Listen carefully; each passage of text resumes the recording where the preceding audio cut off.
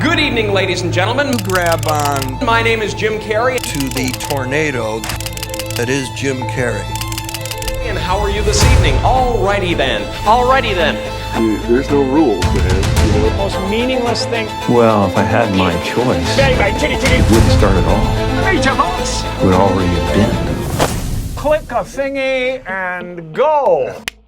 Before achieving success and fame, Jim Carrey had a strong childhood. I grew up in Canada. Canada? Wow. Must have been cold. It was a lot more messed up than I thought, apparently, according to the team of doctors. You know, when my father lost his job, I was pissed, you know.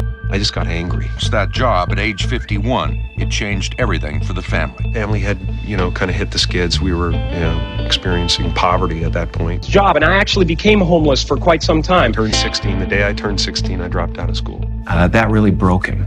Not only was he compromising to raise a family. Dad, are we by any chance living below the poverty line? You grew up in a car. And our family had to do whatever we could to survive.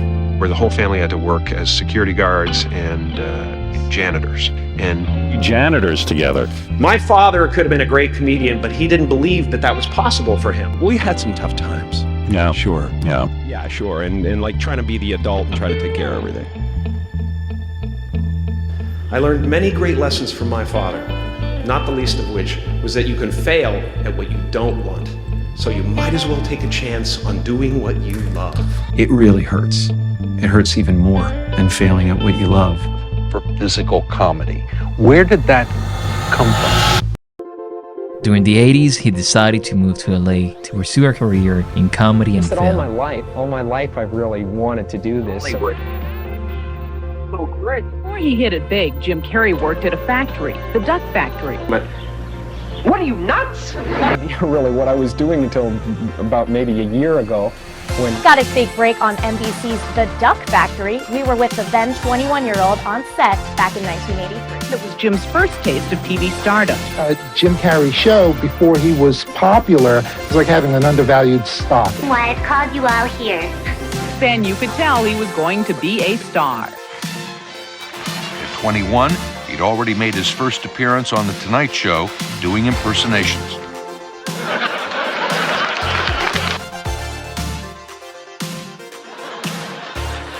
James Dean. The act was hugely successful. He done a bunch of TV pilots. He had done a vampire movie. Beautiful lady vampire Lauren Hutton knows a delicious young virgin when she sees one. A burner. He wants me because I'm nice. Do you remember Robin? But he hated it. And he quit. And he went back to doing stand-up. Get on with the stuff that got you expelled. Full showcase for my talent. This is my moment. During the 90s, he became a regular cast member on the sketch comedy show In Living Color, which greatly increased his visibility and showcased his comedic range. And this was the perfect opportunity. And I was a poor excuse for a woman. That's gonna be sore in the morning. I was like, he's a little crazy. They were like, yeah, but that's good. Can I get a hurrah? What am I, invisible? Doesn't anybody care? Listen to me! Honey, how's that roast coming along? Fire Marshal Bill is his character. Nice to meet you, folks. Fire Marshal Bill here. Won't you come in? Don't mind if I do. Was out there. Yes, sir. I caught fire so many times I can't even feel it anymore. In 1994, Jim started in 3 huge films back to back. Ace Ventura: Pet Detective, which became a major hit and solidified his status as a leading comedy star. 3 movies that will be very, very, very big. Alrighty then. And I didn't know that Ace Ventura was going to be my shot. In the same year, he also starred in The Mask. Sorry, son. The dog was rabid. Had to put it down. Jim Carrey is Hollywood's hot flavor. There's always other things going on, too. I mean, And Dumb and Dumber. You're flying off a cliff or getting trapped under a gas truck. That's. Am I right? Am I right, Lord? Bird to a blind kid. Good day, mate.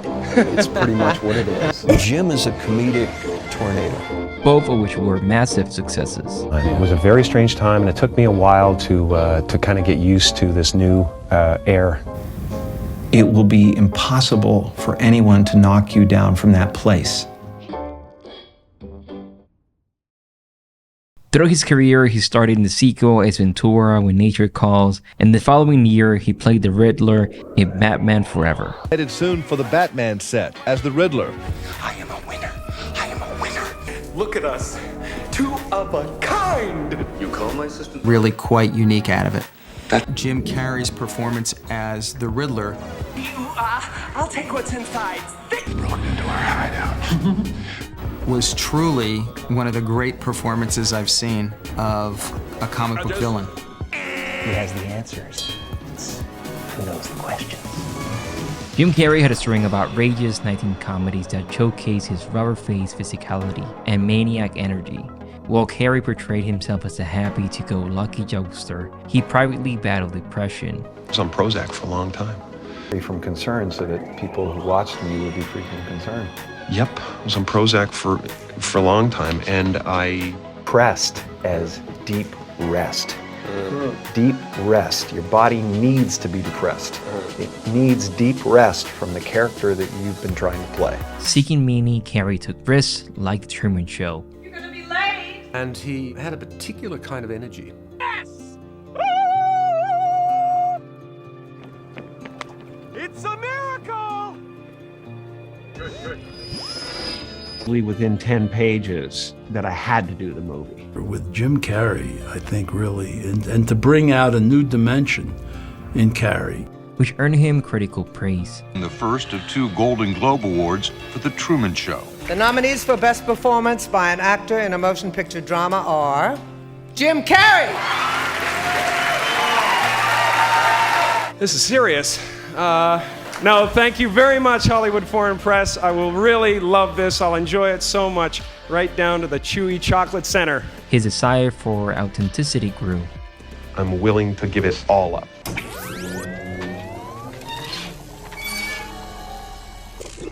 And this time, I'll keep it all. Like it?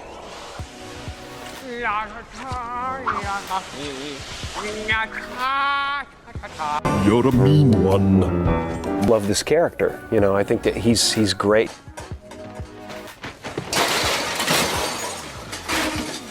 Referring to is when I did The Grinch, I was literally, the makeup was like being buried alive every day. I've always been kind of a little bit of an outsider, and I think that he's the ultimate outsider.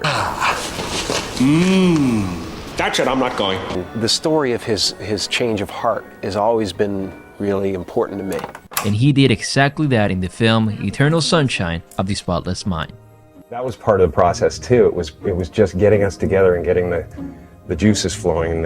A small art house film about love lost, a subject he's had some experience with. There was room for my memories of childhood and looking for somebody to pick us up, even now. Eternal Sunshine of the Spotless Mind is a film that meditates on the nature of love and memory. One of the biggest impact in his life was when he did the film on Andy Kaufman. Stand to see Mr. Lawler, huh? How's that? You talk? In the film, he lost his identity. Sometimes, Jim, yeah, and I think sometimes he makes a conscious decision. I often wish that was part of the movie, you know, that it had been married in the movie. To have someone lurking around with a camera. It's our set, it's our concept, and this out there. You know, originally when the footage was shot, I wanted to, release it before the film came out and say, hey, look what went on here. Of that to surface so that people wouldn't think I was an asshole. And they said, no, we want to protect our asset. John County. You don't talk to Jim Carrey. He's either Andy or nothing. Honest to God, that was like a possession. And once I decided that, all hell broke loose. And acting as Andy brought a lot of controversy until this day. Nick said, I gotta go. Your eyes are different. Where I found myself subjugating Jim Carrey for Andy Kaufman and Tony Clifton, crushing disappointments, and I just go into a different gear. I go into somebody gets a broken nose. But this film changed his perspective, and he also had a lot of questions throughout this. And then at the end of it, looking for Jim Carrey again and having trouble finding him. And after his experience with this film, he had a lot of questions about who he was.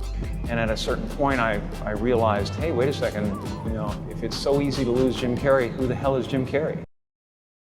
This created a lot of existential crisis questions, and the way he found himself was in painting.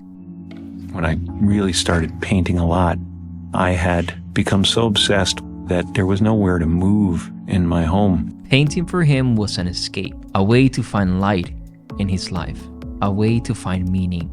He wanted to create something meaningful. You can tell what I love by the color of the paintings. You can tell my inner life by the darkness in some of them. Throughout his escape of the persona of Jim Carrey, he acted differently, if you want to say. People that are different have a shot at being original. They got motivation too. They got motivation. When your heart is in love, you're floating, weightless. Who you are. I wanted him to be able to stare at you and heal you from the painting.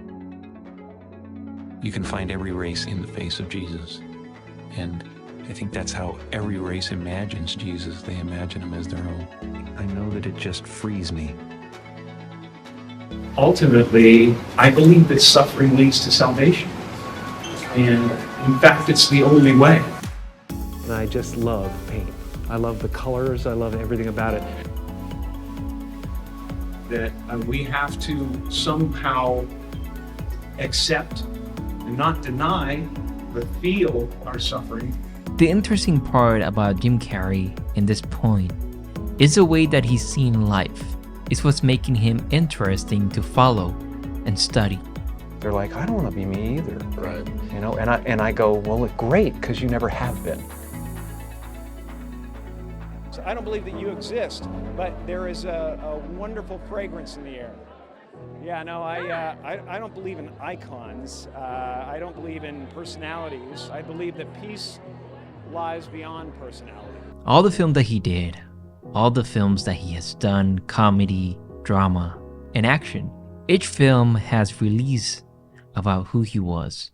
Thought is responsible for, if not all, most of the suffering we experience. He ranted about egos at public events, and his unchecked intensity gained him a reputation in Hollywood for being unstable. Okay. We don't matter. Oh, wow. There's the good news.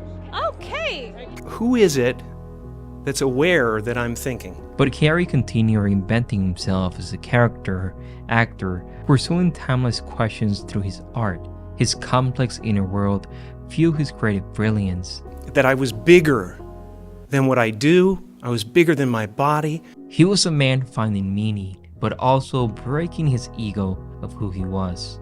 I'm everywhere. You're everywhere. Throughout his career and throughout his life, there's been a lot of questions that the actor and the persona that is Jim Carrey asked to himself. Who am I? Who am I really? Wonderful about what I've done, what I've experienced, what I've been given. Always were funny, Bruce. Just like your father. Part of you that no one can see. But you know it's there. And I do too. That's the part of you that no one can take away. Part of yourself that you've experienced or you haven't been able to express yet.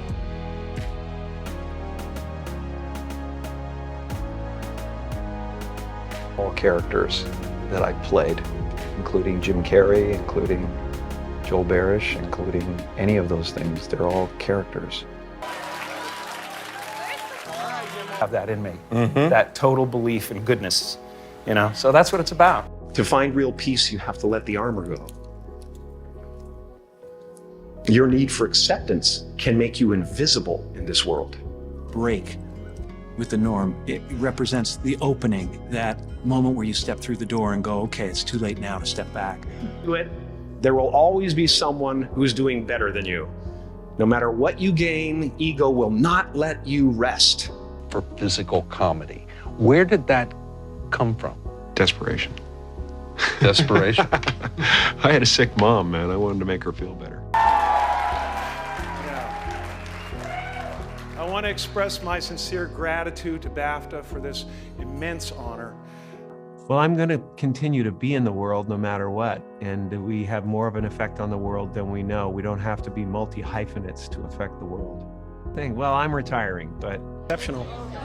That's what I'm trying to do. Excited about the idea of, really kind of getting into my art and throwing some paint on a canvas. But I am always grateful that wherever I go, somehow I did something that makes people bright. In case I don't see you, good afternoon, good evening, and good night.